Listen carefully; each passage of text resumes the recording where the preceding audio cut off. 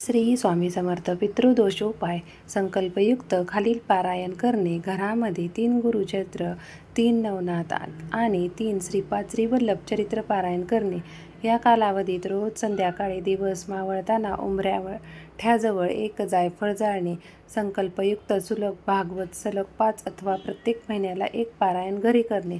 संपूर्ण श्रावण महिन्यात अथवा अधिक महिन्यात मोठे भागवत ग्रंथाचे जास्तीत जास्त पारायण करणे किंवा या काळात संक्षिप्त भागवत ग्रंथाचे रोज एक हवनयुक्त केल्यास सर्वोत्तम. पारायण करणे 42 दिवस अथवा दोष प्रमाण अधिक असल्यास 108 दिवस पिंपळ वृक्ष सेवा करणे. यामध्ये अर्धा कप गाईचे कच्चे दूध आणि पाणी एकत्र करून त्यात चिमूटभर हळद आणि काळे तीळ टाकून ते चप्पल न घालता पिंपळाच्या मुळाशी वाहून येणे आणि पिंपळाला असलेला दोष दूर करणे बाबत विनंती करावी. जाता येता कोणाशीही बोलू नये. नंतर हातपाय धुवूनच घरामध्ये प्रवेश करणे.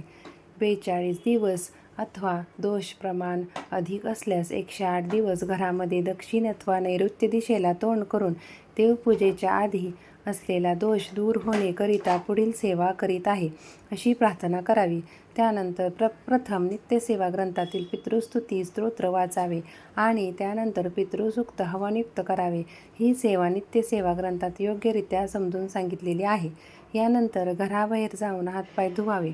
हे शक्य नसल्यास उंच फ्लॅटमध्ये राहणारे यांसाठी बाथरूममध्ये हातपाय धुवावे. ही सेवा पूर्ण झाल्यानंतर फक्त अमावस्येला श्राद्ध तिथी दिवशी अक्षय तृतीयेला हवनयुक्त करावे. इतर वेळी फक्त वाचन केल्यास चालेल.